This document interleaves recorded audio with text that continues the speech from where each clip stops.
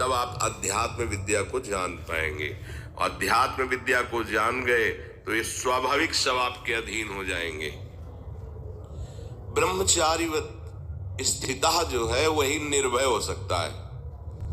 ब्रह्मचारी के हृदय में एक ऐसी अध्यात्म शक्ति होती है, कहीं कोई कभी भय नहीं लगता, कहीं भी।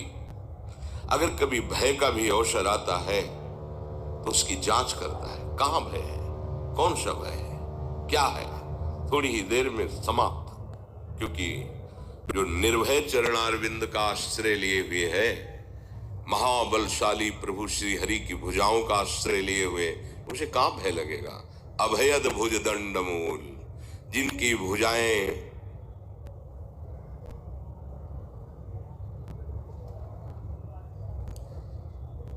शरणागत को अभय प्रदान करने के लिए फड़कती रहती है। अजान बाहु अमित बलशाली प्रभु श्री कृष्ण अपने भक्तों की रक्षा के लिए हर समय उनकी भुजाएं फड़कती रहती है, जो उनके चरणों का आश्रित होता है। शरणागत अभय विरद पतित पावन बाने, प्यास से अति अधम आतुर को न समाने। स्वामी के गोरे चरणारविंद का अद्भुत प्रभाव, अद्भुत शक्तियां अपने शरणागत की रक्षा करती रहती है। राधा किशोरी के ही अंश से जितनी महाशक्तियां हैं, कामाख्या, दुर्गा, अंबा, चामुंडा, ये महान महान शक्तियां सब लाडली जी के एक अंश से प्रकट हुई हैं। स्वामी जी के गोरे चरणारविंद में अनंत शक्तियां वास करती हैं, जिन चरणों को स्वयं महाबलशाली प्रभु श्री कृष्ण दैन्य होकर दुलार करते हैं। इन चरणों का जो आश्रय लिए हुए है, हाँ, शरणागत अभय विरद पतित पावन बाने, चाहे जितना कोई पतित हो, श्री राधा किशोरी के चरणों का आश्रय ले लिया तो अत्यंत दयालु कृपालु वात्सल्य समुद्र लाडली जो उसका कभी त्याग नहीं करती है। पतित पावन बाने, पतितों को पावन कर देना इनका स्वभाव है, इनके चरणों का प्रभाव है। भयभीत को अभय कर देना, चाहे जितना कोई अधम क्यों न हो, एक बार हमारी लाडली की शरण में आ जाए, हृदय से आ जाए, अन्य ठौर ना रखे तो बस हो गया, हो चाहे जैसा भी हो। ये भय तभी तक रहता है जब तक हम इंद्रियों का आश्रय लिए हैं, शरीर का आश्रय लिए हैं, अंतःकरण का आश्रय लिए हैं, या बाहर किसी व्यक्ति का, धन का, अपने अनुष्ठान का, अपने कर्तव्य का। अगर इनका आश्रय है तो फिर भय बना रहेगा। केवल आराध्य देव का आश्रय है तो इनके चरणारविंद से जो बल प्रकट होता है वो महाबल है, कहीं भय नहीं होता। ब्रह्मचारी व्रत स्थिति है, सबको कल्याण मार्ग में चलने का उत्साह ये ब्रह्मचर्य ही प्रदान करेगा। यदि आप ब्रह्मचर्य नहीं हैं तो आप में स्वाभाविक ये कमियां जागृत होंगी जो अध्यात्म में चलने ही नहीं देंगी।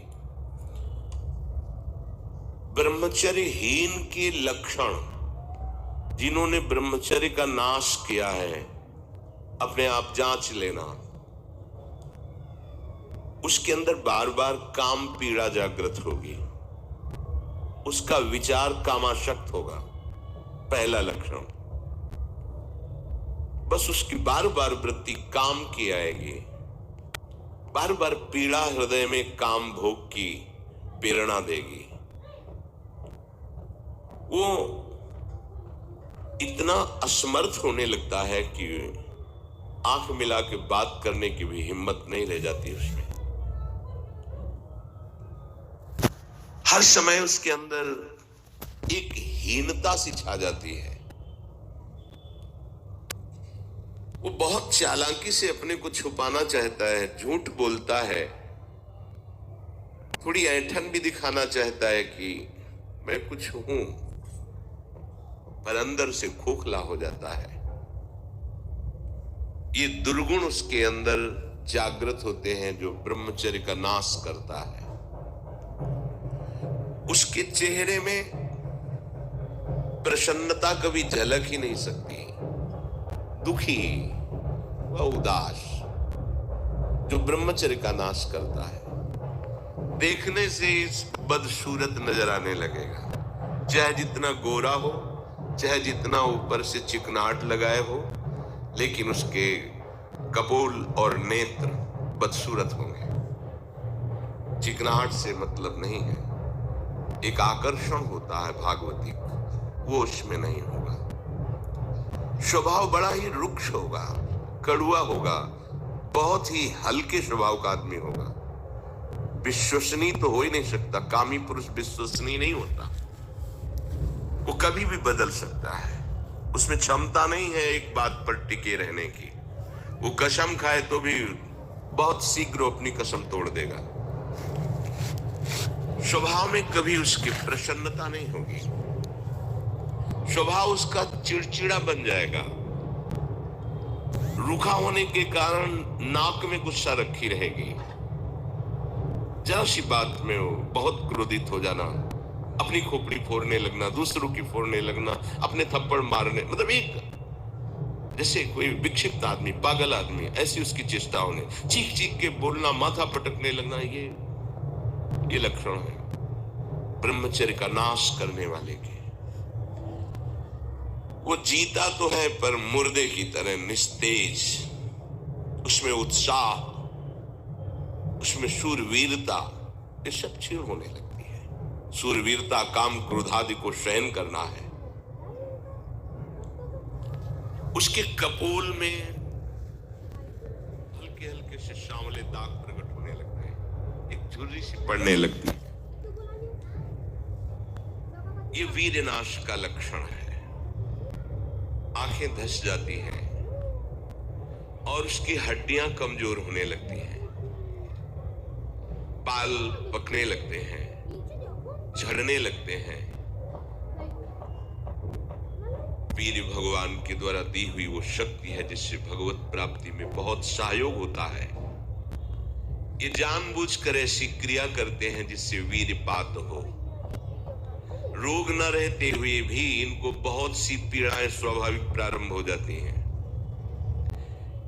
जर्जर, दुर्बल, भागवतिक कामों में निरुत्साह, भजन करना, परिक्रमा करना, समय से उठना, समय, ये सब उत्साहहीन होते हैं। थोड़ा भी परिश्रम या मेहनत करने पर हाँफने लगना, थक जाना, दैनिक दिनचर्या बिल्कुल ठीक ना होना, चित्त में बहुत सी कुचिंताएं बढ़ जाना, थोड़े से डर की बात आते ही हृदय में ऐसी धड़कन होने लगना, भयभीत होने जाना, थोड़ा सा दुख एक पहाड़ जैसा लगना, थोड़ा सा भय ऐसा लगना कि अब क्या होगा, घबराहट पैदा हो जाना, बार बार भूख लगना, पर वो भूख पचाने वाली नहीं होती। वीरनाश करने वाले को बार बार खाने की इच्छा होती है क्योंकि उसका लीवर खराब हो रहा है। ये अच्छा लक्षण नहीं, बार बार भूख लगना कि बहुत बढ़िया लीवर काम कर रहा है, नहीं, अंदर कब्ज बन रही है, लीवर डाउन हो रहा है और आपको बार बार भूख ले रही, ये झूठ में फंसाया जा रहा है। ये झूठी भूख है जो तुम्हारा रोगों का घर बनेगी। उसकी जठराग्नि मंद पड़ जाती है, भोजन ठीक से पचता नहीं, मलबद्धता हो जाती, कब्जियत हो जाती है, परिणाम में बवासीर आदि कई तरह के रोग प्रकट हो जाते हैं। या तो नींद नहीं आने लगेगी या फिर ऐसी आएगी कि घंटों, मतलब 8-10 घंटे सोए फिर भी उठे, फिर भी आलस्य, प्रमाद, ये बना रहेगा। आंखों में हर समय भारीपन बना रहेगा, बिना किसी चेष्टा के रात्रि में स्वप्न दोष हो जाएगा, वीरपात हो जाएगा। ये उसके लक्षण है जो जानबूझकर ब्रह्मचर्य का नाश करता है। वीर का इतना पतला हो जाना कि लघुशंका के लिए जोर करने पर वीर निकल जाना, बहुत बड़ी हानि।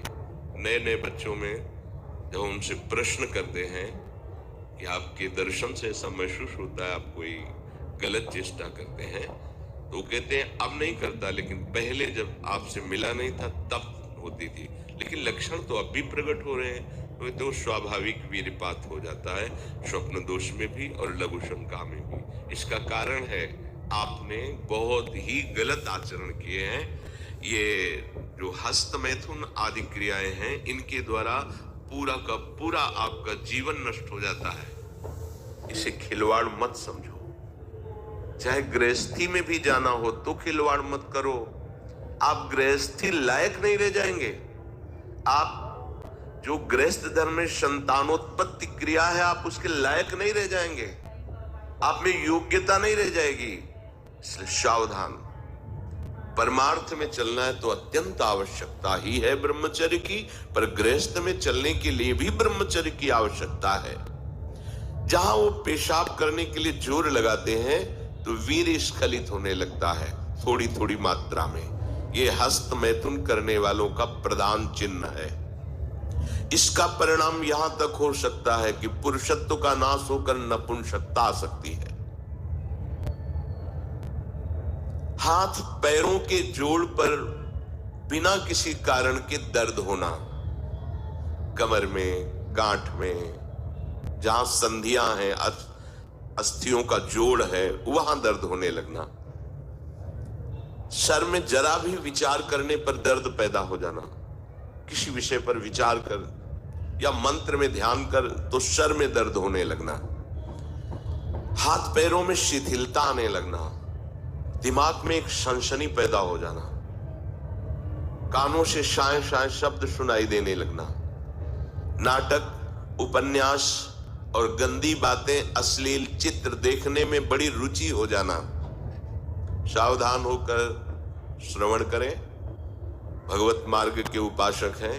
कुछ उपासकों में जो बाहर अनुशासनहीन होकर के रह रहे हैं और उनके पास स्मार्ट मोबाइल क्या कहते हैं वो है, तो वो लोग कभी ऐसी गलती ना करें। सर्च करके ऐसे दृश्य ना देखें, नहीं तो तुम्हारा ऐसा नाश होगा कि तुम इस बात को किसी भी साधन से पूर्ण नहीं कर पाओगे।